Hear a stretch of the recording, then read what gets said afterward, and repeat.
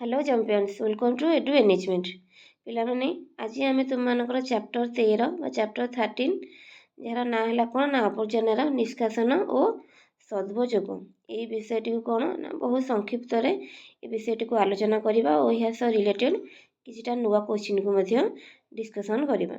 तेरे चलो लेट नक आज भिडियोटी को स्टार्ट करवा।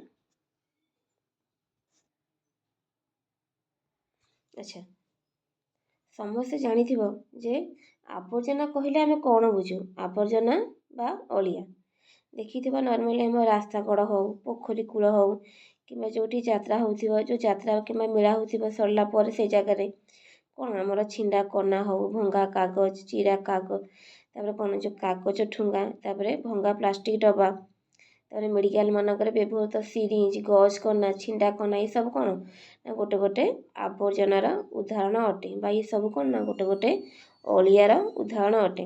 अच्छा अलिया आम परिवेश को दूषित करे ना प्रदूषित जो दूषित करे ना दूषित करे ना कौन ना अलिया साधारणतः कौन ना आम परिवेश को प्रदूषित बा दूषित करि थाए। यह द्वारा कौन हुए ना आम बहुत रोग पीड़ित होता। अच्छा ताले कौन बुझिला आम ना अलिया बा आवर्जना कौन ना आम पाई किंबा हो किंबा आम परिवेश पाई हो मध्य कौन परिवेश पाई मध्य कौन ना बहुत खराब अटे। अच्छा ताले देवी बुझी ना आवर्जना को निष्कासन करवा किपरि बा ये आवर्जना कौन ना ये जो आवर्जना जो जगह है ताको कौन सफा बा ताको बाहर करवा किपरि कौन देला ना आवर्जना कौन ना आवर्जना साधारणतः कौन आमर तीन प्रकार गोटे है कौन ना माटी रे मिसी जाउथबा गोटे है माटी रे मिसी जाए आ गोटे कौन माटी रे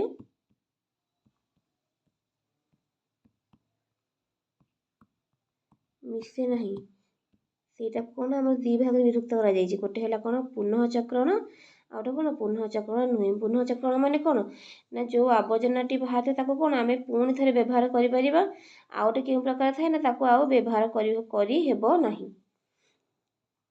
अच्छा तो कौन देला ना माटी रे मिसी जाइथिबा आवर्जना साधारणतः कौन कराए ना गात करी पकाइबा उचित कौन कराए जो आवर्जना गुड़िक माटी रे मिसी जाए किए किए जमी घर सब परिवा चोपा हो कि कागज हो जो गाई गोबर मलमूत्र सब कौन ना माटी रे मिसी जाव ताको कौन करिया ना आम गात करी पोती देबा ताला कौन ना घर प्रत्येक घर को परिष्कार परिच्छन्न रखा हेले मैला पानी कौन शोषक खात बा सोपिट और मैला खात करवा दरकार।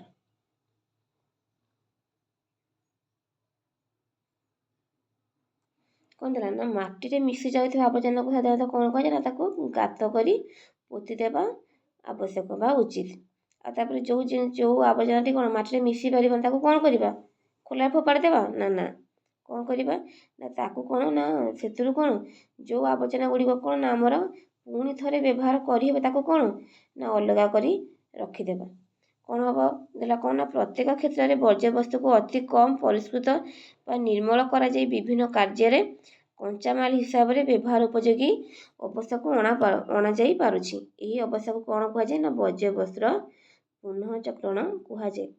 कंचामाल कौन जमी गोटे वर्ज्यवस्तुर आवर्जना जो गोटे वर्ज्यवस्तु गोटे आवर्जना बाहर जदि सी कौन आउ गोटे जिनस या मूल उपादान हो पारे कौन तार कंचामाल कहुए। ये पद्धति की कौन कहुए ना पुनः चक्रण बा पुणी थे व्यवहार करने को कौन कहुए ना पुनः चक्रण गोटे आवर्जना को कौन करवा आम नष्ट कि एणीते न फोपाड़ी कौन ताको आउ थे व्यवहार उपयोगी करवा यह कौन कहुए ना आमर पुनः चक्रण पद्धति कहुए।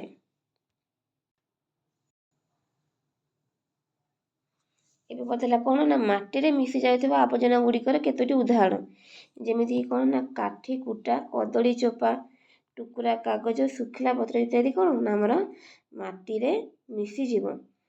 यह छड़ा कौन हम ना आमर घर बाहर जेकोसी परिवा चोपा हो गाई मानकर गोबर किंबा मलमूत्र ये कौन हम ना आमर माटी रे मिसी जाई पारिबो। तापर कौन ना माटी रे मिसी पारु नथिबा आवर्जना गुड़िकर केतोटी उदाहरण जेमिति कि पॉलिथिन जरी जोटा कि कौन ना आम परिवेश बहुत खराब अटे। तापर टायर प्लास्टिक खेलना काच बोतल ଇତ୍ୟାଦି ଏସବୁ କ'ଣ ନା ମାଟିରେ ମିଶି ପାରୁନଥିବା ଆବର୍ଜନାର କେତୋଟି ଉଦାହରଣ ଅଟେ। ଏ ସରିଲା। ଏବେ ଚାଲ ଏବେ ସୁଦ୍ଧା କ'ଣ ହେଲା ନା ଆମେ ବିଷୟଟିକୁ ବହୁତ ସଂକ୍ଷିପ୍ତ ଭାବରେ ବୁଝିନେଲେ।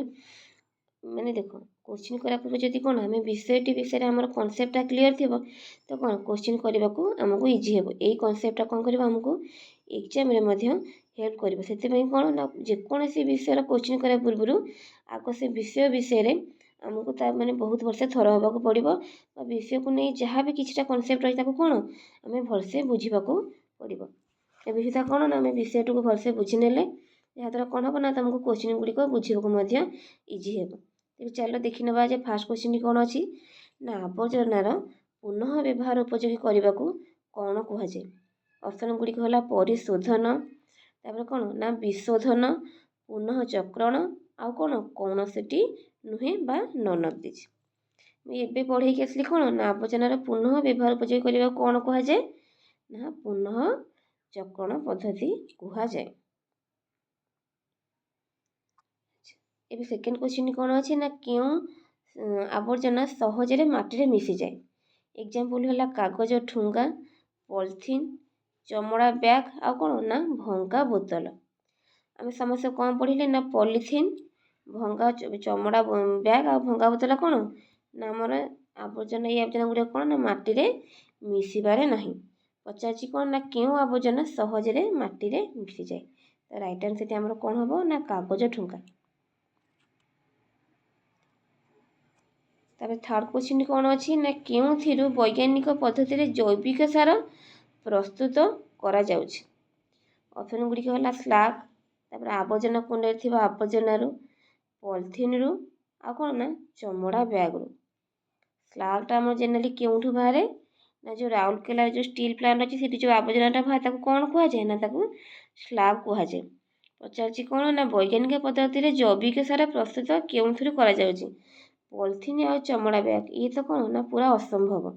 ଏଥିରୁ କ'ଣ କୌଣସି ଉପାୟରେ ବି ଜୈବିକ ସାର ତିଆରି କରିହେବ ନାହିଁ। ତାହେଲେ ଆମର ରାଇଟ୍ ଆନ୍ସର୍ଟି କ'ଣ ହେବ ନା ଆବର୍ଜନା କୁଣ୍ଡରେ ଥିବା ଆବର୍ଜନାରୁ କ'ଣ ନା ବୈଜ୍ଞାନିକ ପଦ୍ଧତିରେ ଜୈବିକ ସାର ପ୍ରସ୍ତୁତ କରାଯାଉଛି। ଫୋର୍ଥ କୋଶ୍ଚିନ୍ କ'ଣ ଅଛି ନା ରାଉରକେଲା ଇସ୍ପାତ କାରଖାନାରୁ ବାହାରୁଥିବା ଖାଦ୍ୟଟି କ'ଣ। ଅପସନ୍ ଗୁଡ଼ିକ ହେଲା ସ୍ଲାଗ୍, ସ୍ଲରି, ପାଉଁଶ ଆଉ କ'ଣ ଆବର୍ଜନା। ଏବେ କହିଲି କ'ଣ ନା ରାଇଟ୍ ଆନ୍ସର୍ଟି ହେଲା ଆମର ସ୍ଲାଗ୍। ରାଉରକେଲା ଇସ୍ପାତ କାରଖାନାରୁ ବାହାରୁଥିବା ଖାଦ୍ୟଟି ହେଲା ସ୍ଲାଗ୍। ତାପରେ ହେଲା ଫୁଲଦାନୀ ନିର୍ମାଣ କରିବାରେ କେଉଁ ଆବର୍ଜନାକୁ ବ୍ୟବହାର କରାଯାଏ। ଅପସନ୍ ଗୁଡ଼ିକ କ'ଣ ଅଛି ନା ସଢ଼େଇ, ପଲିଥିନ୍, ଚମଡ଼ା ବ୍ୟାଗ୍ ଆଉ କ'ଣ ନା କାଗଜ ଠୁଙ୍ଗା। ତ ରାଇଟ୍ ଆନ୍ସର୍ଟି କ'ଣ ହେବ ଆମର ସଢ଼େଇ। ସଢ଼େଇ ଦ୍ୱାରା କ'ଣ ହେବ ନା ଆମର ଫୁଲଦାନୀ ନିର୍ମାଣ କରାଯାଇପାରିବ। ଏହି ପଦ୍ଧତିକି କ'ଣ କୁହାଯିବ ଦେଖ ଏଠି କ'ଣ ହେଲା ଆମର ଯେଉଁ ସଢ଼େଇଟି ଗୋଟେ ଆମର ଆବର୍ଜନାର ଉଦାହରଣ ନାହିଁ। ଆକୁ ଆମେ କ'ଣ କରୁଛେ ନା ପୁଣି ଥରେ କ'ଣ ନା ତା ଦେହରୁ ଆଉ ଗୋଟେ ଖେଳନା ପ୍ରସ୍ତୁତ କରିପାରୁଛେ ତାକୁ କ'ଣ ପୁନଃ ଚକ୍ରଣ କରିକି। ଏବେ ତ ବୁଝେଇବି ତ ପୁନଃ ଚକ୍ରଣ ମାନେ କ'ଣ। ଆଚ୍ଛା ହେଲା କ'ଣ ନା କେଉଁ ବିଖ୍ୟାତ ଶିଳ୍ପୀ ଚଣ୍ଡିଗଡ଼ରେ ପ୍ରସିଦ୍ଧ ପ୍ରସ୍ତର ଉଦ୍ୟାନ ନିର୍ମାଣ କରିଛନ୍ତି ବା ଷ୍ଟୋନ୍ ପାର୍କ କେଉଁ ବିଖ୍ୟାତ ଶିଳ୍ପୀ ଚଣ୍ଡିଗଡ଼ରେ ନିର୍ମାଣ କରିଥିଲେ। ଅପସନ୍ ଗୁଡ଼ିକ କ'ଣ ଅଛି ନା ନେକଚାନ୍ଦ, ଏମ୍ ହୁସେନ, ଆର୍.କେ. ନାରାୟଣ ଆଉ କ'ଣ ନା ସୁଦର୍ଶନ ପଟ୍ଟନାୟକ। ଆଚ୍ଛା ଆମର ଏଠି ରାଇଟ୍ ଆନ୍ସର୍ଟି କ'ଣ ହେବ ନା ନେକଚାନ୍ଦ ଯିଏକି ପ୍ରସ୍ତର ଉଦ୍ୟାନ ବା ଷ୍ଟୋନ୍ ପାର୍କ ନିର୍ମାଣ କରିଥିଲେ କେଉଁ ଜାଗାରେ ନା ଚଣ୍ଡିଗଡ଼ ଠାରେ।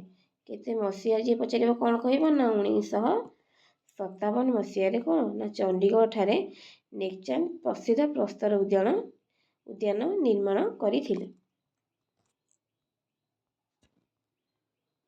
ଆଚ୍ଛା ଏବେ ଦେଖିବା ନେକ୍ସଟ କ୍ୱେଶ୍ଚିନ୍ କ'ଣ ଅଛି ନା କୋଇଲାରୁ ବାହାରୁଥିବା ପାଉଁଶରୁ କ'ଣ ପ୍ରସ୍ତୁତି କରାଯାଏ। ତାପରେ ଅପସନ୍ ଗୁଡ଼ିକ କ'ଣ ନା ପଥର, ଇଟା, ସିମେଣ୍ଟ ଆଉ କ'ଣ କାଗଜ। ପାଉଁଶରୁ ତ କେବେ ଆମର ପଥର ଆଉ ଇଟା ନିର୍ମାଣ କରିହେବ ନାହିଁ। ତାପରେ କାଗଜ କ'ଣ କେବେ ବି ତ କାଗଜ କୋଇଲାର ପାଉଁଶରୁ ତିଆରି ହେବନି। ତ ରାଇଟ୍ ଆନ୍ସର୍ଟି କ'ଣ ହେବ ନା ଆମର ସିମେଣ୍ଟ। ସିମେଣ୍ଟ ଆମର କେଉଁ କାମରେ ଲାଗେ ଘର ତିଆରି କରିବାରେ ବା ରାସ୍ତାଘର ତିଆରି କରିବାରେ କ'ଣ ନା ଆମର ସିମେଣ୍ଟ ବ୍ୟବହାର କରାଯାଏ। ଏହା କେଉଁଥିରୁ ତିଆରି କରାଯାଏ ନା କୋଇଲାର ବାହାରୁଥିବା ପାଉଁଶରୁ କ'ଣ ନା ସିମେଣ୍ଟ ତିଆରି କରାଯାଏ। ଇଏ ମଧ୍ୟ ଆମର ଗୋଟେ କ'ଣ ନା ପୁନଃ ଚକ୍ରଣର ଉଦାହରଣ। କୋଇଲାର ପାଉଁଶ କ'ଣ ଗୋଟେ ଆବର୍ଜନା ହେବ ନା ନାହିଁ? ଏ ଆବର୍ଜନାଟିକୁ କ'ଣ ନା ଆମେ ସିମେଣ୍ଟ ତିଆରିରେ ବ୍ୟବହାର କରିପାରୁଛୁ। ଆଚ୍ଛା, ଏବେ 8 ନମ୍ବର କ୍ୱେଶ୍ଚିନ୍ଟି କ'ଣ ଅଛି ନା କେଉଁ ଆବର୍ଜନା ସହଜରେ ମାଟିରେ ମିଶିପାରେ ନାହିଁ? ଅପସନ୍ ଗୁଡ଼ିକ ହେଲା ପଲିଥିନ୍, କାଗଜ ଠୁଙ୍ଗା, ଭଙ୍ଗା ବୋତଲ ଆଉ କ'ଣ ଚମଡ଼ା ବ୍ୟାଗ୍। ସମସ୍ତେ ଜାଣିଥିବ କ'ଣ ନା କାଗଜ ଠୁଙ୍ଗାଟି କ'ଣ ଅତି ସହଜରେ ମାଟିରେ ମିଶିଯିବ। ଚମଡ଼ା ବ୍ୟାଗ୍ ଆଉ ଭଙ୍ଗା ବୋତଲ ବି ମାଟିରେ ମିଶି ପାରିବ ନାହିଁ। କିନ୍ତୁ ଯଦି ପଚାରିବା ସବୁଠୁ ଅତି ମାନେ ଯିଏ କ'ଣ ମାଟିରେ ମିଶିବାଟା ବହୁତ କଷ୍ଟସାଧ୍ୟ ହୋଇଯିବ, ସେଟା କ'ଣ ହେବ ନା ପଲିଥିନ୍ ବ୍ୟାଗ୍। ଏବେ ବୁଝିପାରୁଥିବ ଯେ ପଲିଥିନ୍ ବ୍ୟାଗ୍ଟା କେତେ କ'ଣ ହାନିକାରକ ଆମ ସ୍ୱାସ୍ଥ୍ୟ ଓ ପରିବେଶ ପାଇଁ। ତେବେ ଆମେ କ'ଣ କରିବା ନା ଶପଥ ନେବା ଯେ କେହି ବି କ'ଣ ନା ପଲିଥିନ୍ ବ୍ୟବହାର କରିବା ନାହିଁ। ପଲିଥିନ୍ ଜାଗାରେ ଆମେ କ'ଣ କରିବା ନା କାଗଜ ଠୁଙ୍ଗା ବ୍ୟବହାର କରିବା, ଯାହାଦ୍ୱାରା କ'ଣ ହେବ ନା ଆମେ ଆମ ନିଜକୁ ଆଉ ଆମ ପରିବେଶକୁ କ'ଣ ନା ପ୍ରଦୂଷିତ ହେବାରୁ ରକ୍ଷା କରିପାରିବା। ଆଚ୍ଛା, ଏବେ ନେକ୍ସଟ କ୍ୱେଶ୍ଚିନ୍ କ'ଣ ଅଛି ନା ଜୈବିକ ସାର କେଉଁ ଆବର୍ଜନାରୁ ତିଆରି ହୁଏ? ଆଚ୍ଛା, ଅପସନ୍ ଗୁଡ଼ିକ ହେଲା ଗୋଶାଳା, ଚମଡ଼ା ବ୍ୟାଗ୍, ପଲିଥିନ୍ ଆଉ କ'ଣ ନା ଭଙ୍ଗା ବୋତଲ। ଆଚ୍ଛା, ସମସ୍ତେ ଜାଣିଥିବ କ'ଣ ନା ଜୈବିକ ସାର କେଉଁଠି ପ୍ରସ୍ତୁତ କରାଯାଏ ନା ଆମର ଗୋଶାଳା ଯେଉଁ ଗାଈମାନେ ଅଛନ୍ତି ତାଙ୍କର ଗୋବରକୁ କ'ଣ ନା ଆମର ଜୈବିକ ସାର ବା ଖତ ତିଆରି କରାଯାଏ। ଏଇ ଯେଉଁ ଚମଡ଼ା ବ୍ୟାଗ୍ ଆଉ ଭଙ୍ଗା ବୋତଲ କ'ଣ ଏ କେବଳ ଆମ ପରିବେଶକୁ ପ୍ରଦୂଷିତ ହିଁ କରିଥାନ୍ତି। ଏଥିରୁ କୌଣସି ପ୍ରକାର ଜୈବିକ ସାର ଉତ୍ପାଦନ କରିହେବ ନାହିଁ। ଆଚ୍ଛା, ଏବେ ନେକ୍ସଟ କ୍ୱେଶ୍ଚିନ୍ କ'ଣ ଅଛି ନା ଆମ ରାଜ୍ୟର କେଉଁଠି ଇସ୍ପାତ କାରଖାନା ଅଛି? ତାପରେ ଅପସନ୍ ଗୁଡ଼ିକ କ'ଣ ନା ସମ୍ବଲପୁର, ରାଉରକେଲା, କଟକ ଆଉ କ'ଣ ନା ବାଲେଶ୍ୱର। ରାଇଟ୍ ଆନ୍ସରଟି କ'ଣ ହେବ ଆମର ରାଉରକେଲା। ଆମ ଓଡ଼ିଶାର ରାଉରକେଲାରେ କ'ଣ ଅଛି? ଇସ୍ପାତ କାରଖାନା ବା ଷ୍ଟିଲ୍ ପ୍ଲାଣ୍ଟ ଅଛି।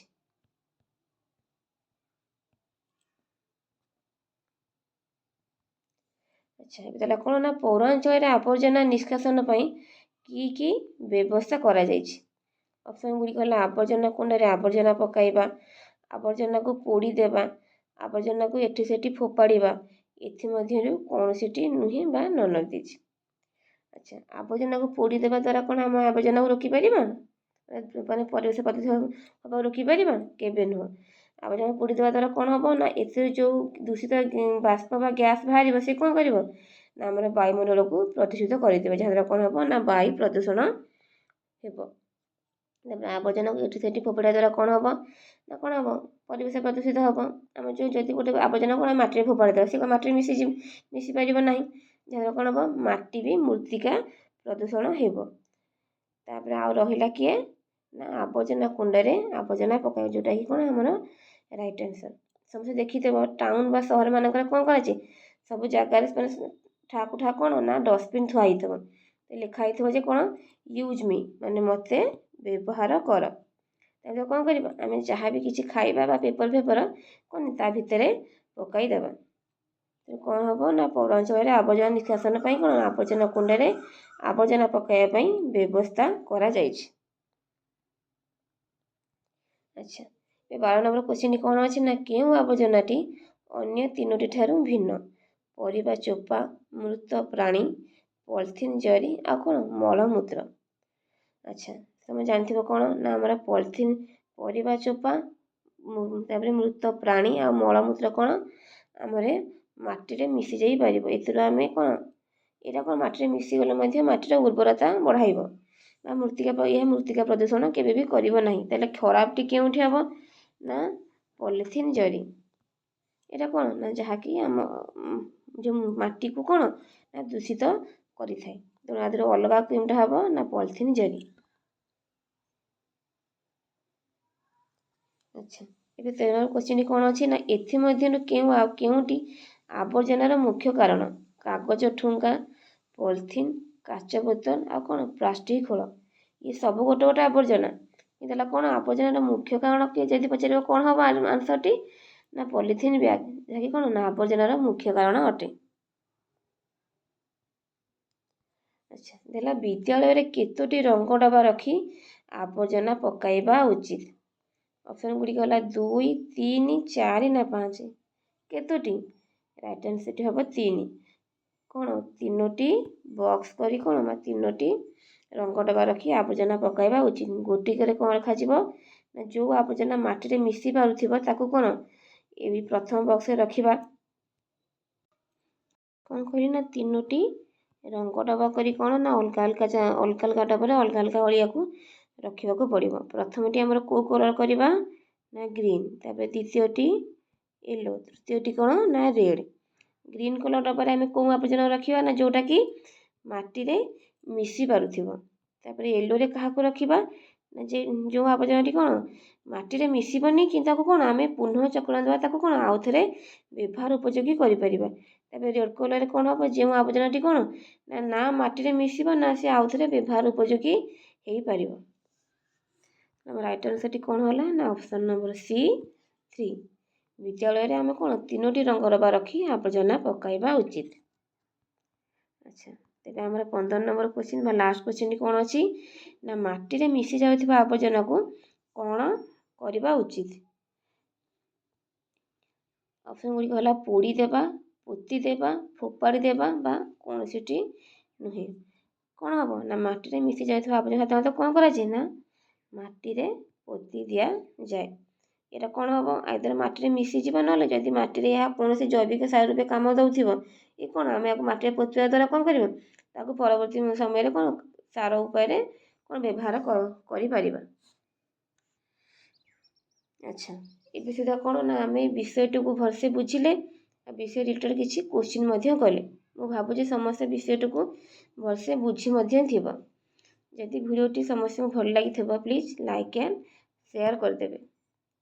ମୁଁ ବାରମ୍ବାର କହୁଛି ଯେ ଆମର ଡିସେମ୍ବର 25 ତାରିଖରେ ତୁମର ଆଡ଼ମିଟ୍ କାର୍ଡ଼ ଆସିବ ଭାରି ଆଉ ଜାନୁଆରୀ 10ରେ କ'ଣ ନା ତୁମର ଏକ୍ଜାମ୍ ଅଛି। କି ଭାବିବନି ଯେ ହଁ ଏକ୍ଜାମ୍ ତ 2 ମାସ ଅଛି। ଆଉ ନା ଏକ୍ଜାମ୍ ପୂର୍ବରୁ ଆମକୁ ସବୁବେଳେ କ'ଣ ନା ରେଡ଼ି ହେଇ ପ୍ରିପାରେସନ୍ଟାକୁ ଜୋରସୋର କରିବାକୁ ପଡ଼ିବ। ଏକ୍ଜାମ୍ ପୂର୍ବରୁ 2-4 ଦିନ ପୂର୍ବରୁ କେବେ ପାଠ ପଢ଼ି ହେବ ନାହିଁ କି କ'ଣ ଯେ ସେ ପାଠ ପଢ଼ିଲେ ସେ କୌଣସି ମୂଲ୍ୟ ମଧ୍ୟ ରହିବନି।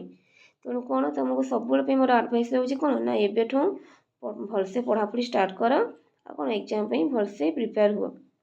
ଆମର ଏଇ ଚ୍ୟାନେଲରେ ସାଇନ୍ସରେ ମଧ୍ୟ ବହୁତ ସାରା ଭିଡ଼ିଓ ଅପଲୋଡ଼ ହେଇସାରିଲାଣି। ତାପରେ ଅଲରେଡ଼ି ମ୍ୟାଥ୍ ଆଉ ଇଂଲିଶର ବି ବହୁତ ଭିଡ଼ିଓ ଅପଲୋଡ଼ ହେଇଛି। ତ ପ୍ଲିଜ୍ ଚ୍ୟାନେଲଟାକୁ ଭିଜିଟ୍ କରି ଭିଡ଼ିଓଟିକୁ ଦେଖିନିଅ, ଯାହାଦ୍ୱାରା କ'ଣ ହେବ ମାନେ ସବୁ ଯାହା ତୁମେ ବହୁତ ହେଲ୍ପଫୁଲ୍ ହେବ ଆଉ ଏହା କ'ଣ ତୁମ ପାଇଁ ମଧ୍ୟ ବେନିଫିଟ୍ ହେବ। ଯିଏ ବି ଚ୍ୟାନେଲରେ ନୂଆ ଅଛନ୍ତି ପ୍ଲିଜ୍ ଚ୍ୟାନେଲଟିକୁ ସବସ୍କ୍ରାଇବ୍ କରିଦେବେ। Thank you very much.